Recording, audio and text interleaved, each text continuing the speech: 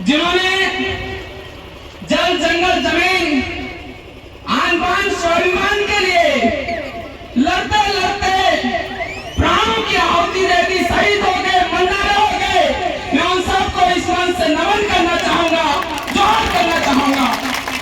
मैं उसके बाद बागीदोला की धरती पर आज के भारत आदिवासी पार्टी के मीटिंग में जो क्रांतिकारी योद्धा नौजवान साथी बहने और गढ़ा कमेटी आज आए हैं, उनको भी मैं जोहार करूंगा। जय गुरु जय मालिक।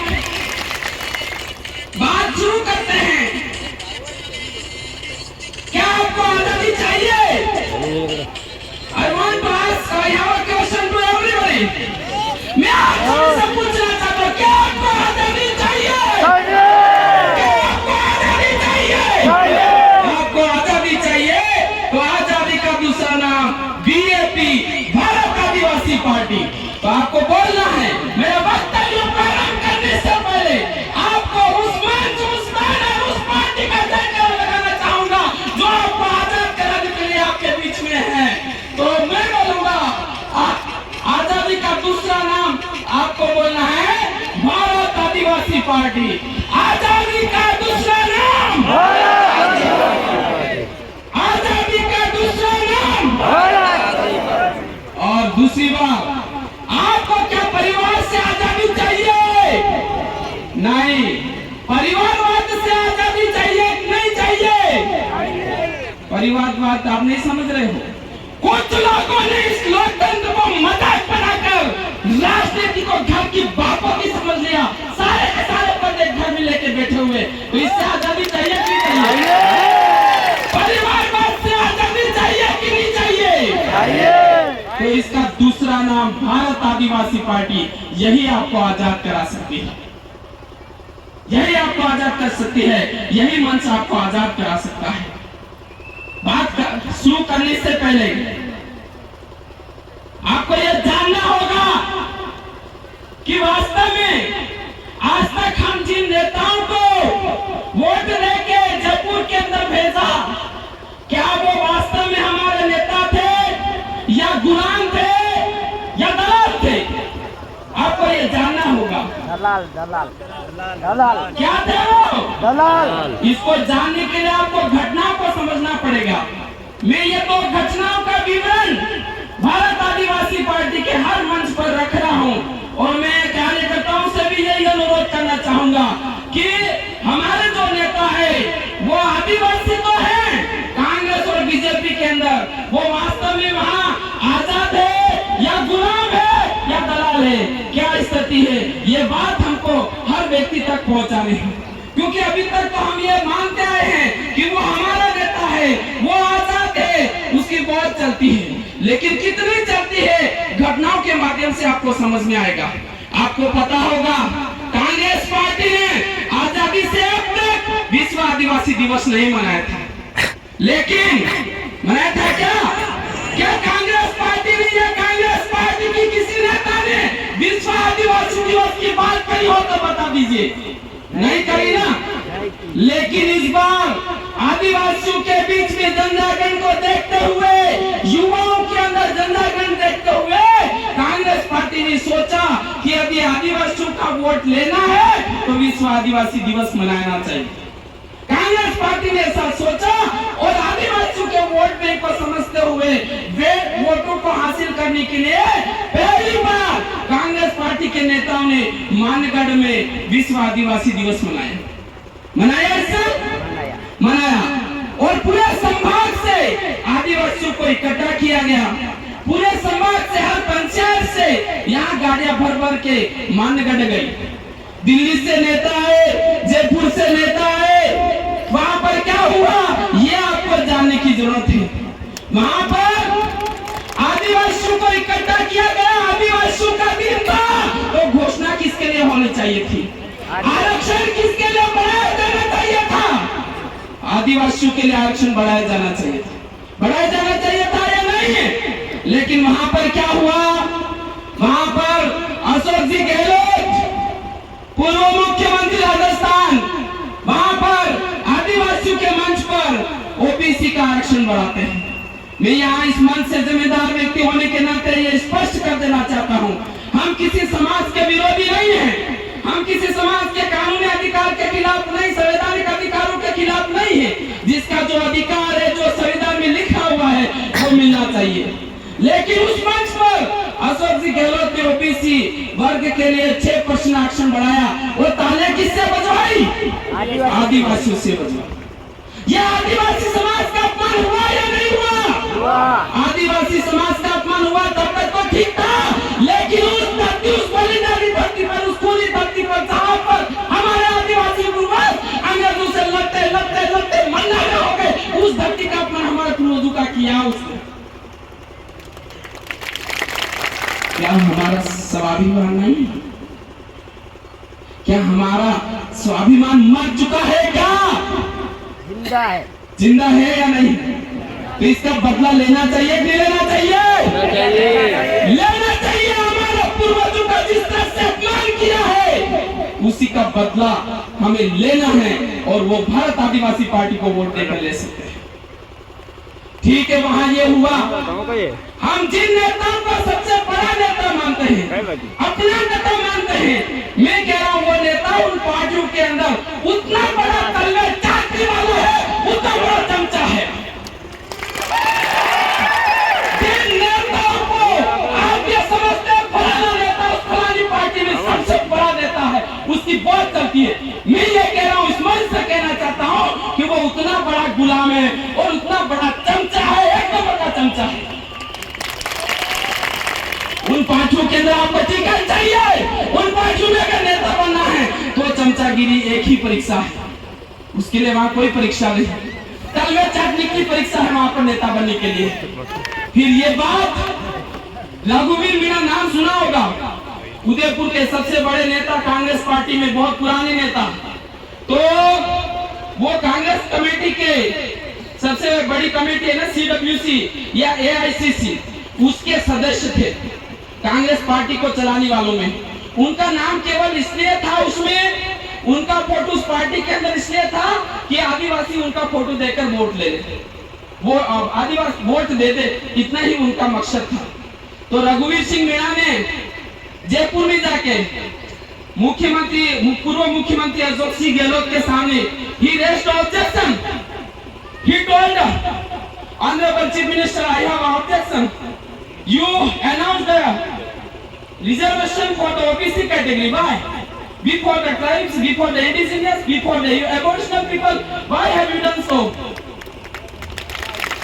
रघुवीर सिंह मीणा ने सिर्फ यह बात करी थी कि आदिवासियों के दिन आदिवासियों को इकट्ठा करके आपने ओबीसी समाज के लिए जो आरक्षण की घोषणा करी, कोई दिक्कत नहीं, उनके सामने करते तो उनको अच्छा लगता, हमारी पार्टी की मान मर्यादा भी बढ़ती, ये बात करी, विरोध नहीं किया, केवल बात करी को गलत हुआ। लेकिन देखना घमंडी लोगों का देखो जवाब सुनना, उसने क्या जवाब दिया? उसने यह जवाब दिया, आदिवासी समाज को तुच्छ समझकर उस रघुवीर मीणा को बोला तू मेरे को समझाएगा क्या, कहां पर क्या बोलना, क्या घोषणा करनी, वो मुझे सिखाएगा। ये शब्द किसके थे? पूर्व मुख्यमंत्री अशोक गहलोत। यहाँ तक तो ठीक था, उसके बाद क्या हुआ? रघुवीर मीणा को तत्काल उस पद से हटा दिया, रघुवीर मीणा को सस्पेंड कर दिया तत्काल। तो आप बोलिए, वहां हम जिन नेताओं का सबसे बड़ा नेता मानते हैं, वहां उनको बोलने का अधिकार नहीं है। They have no right, freedom to expression. The Constitution of India has given right to expression. Bharat का संविधान हमें यह स्वतंत्रता देता है, बोलने की स्वतंत्रता देता है, लेकिन इन पार्टियों के अंदर हमारे नेताओं को बोलने की स्वतंत्रता नहीं है, जबकि हमारा देश का संविधान कहता है आप जो चाहो बोल सकते हो, लेकिन इन पार्टियों के अंदर नहीं। तो ये गुलाम नेता हुए कि नहीं हुए कि नहीं हुए? और किस नेता को वहां उस पार्टी में लिया जो आदिवासियों का सबसे बड़ा दलाल था, उस व्यक्ति को वहां उस पार्टी में बड़ा पद दिया गया, वो आपके इलाके से, वो आपके इलाके से। क्या आप आरक्षण की लड़ाई लड़ना चाहते हैं? You want to fight? Do you want to fight the reservation? Reservation के लिए लड़ना चाहते हैं? कितने लोग लड़ना चाहते हैं? सब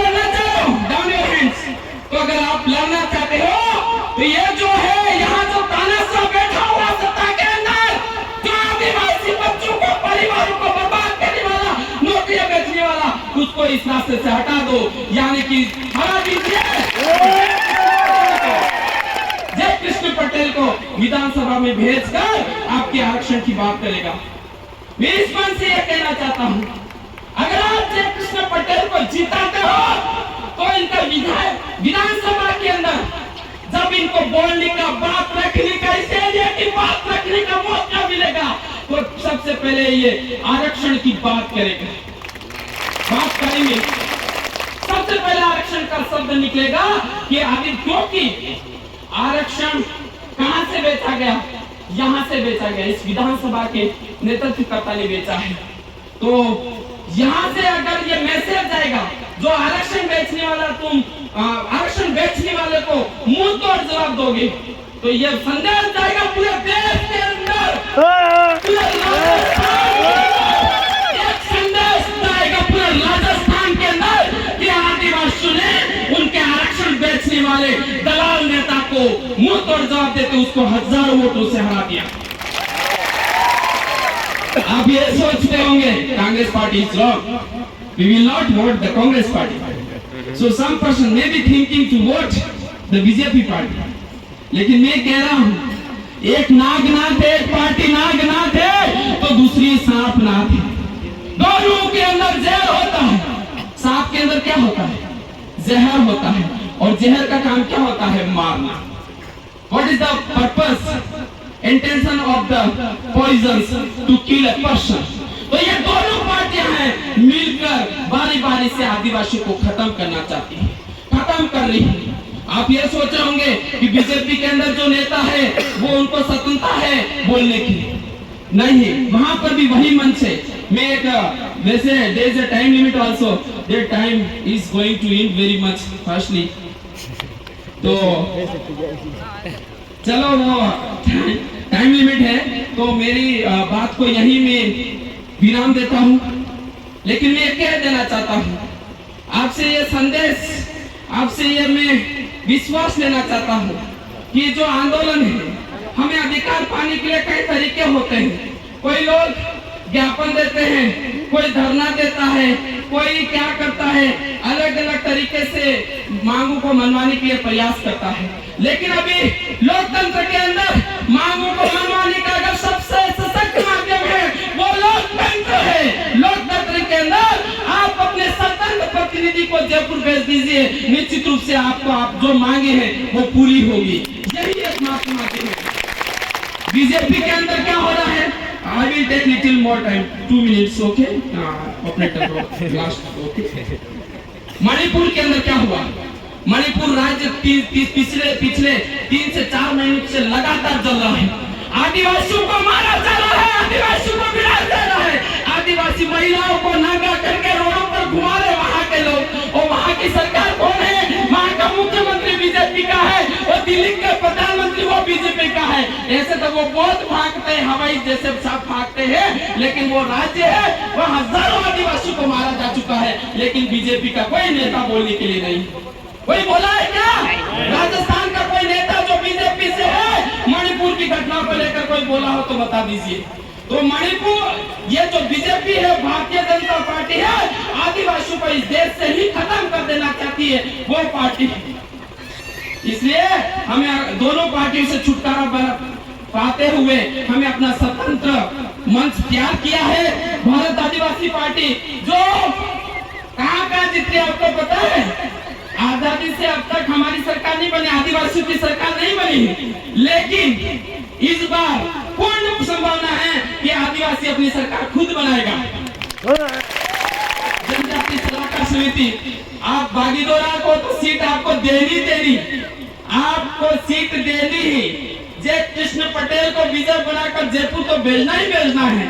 और मैं बता दूं, आपको विश्वास दिला देना चाहता हूँ, से भारत आदिवासी पार्टी जीत रहा है, प्रतापगढ़ से जीत रहा है, दरियावत से जीत रहा है, आजपुर से जीत रहा है, कुशलगढ़ से जीत रहा है, बांसवाड़ा से जीत रहा है, उदयपुर से जीत रहा है, सलूंगढ़ से जीत रहा है, और खेरवाड़ा से जीत रहा है, और भी है, पर समय की लिमिट है। तो हम बहुत बहुमत के साथ जीतने जा रहे हैं और आदिवासी क्षेत्र में सरकार बनाने जा रहे हैं। इसलिए इसमें आपका भी योगदान होगा तो कितना बड़ा होगा।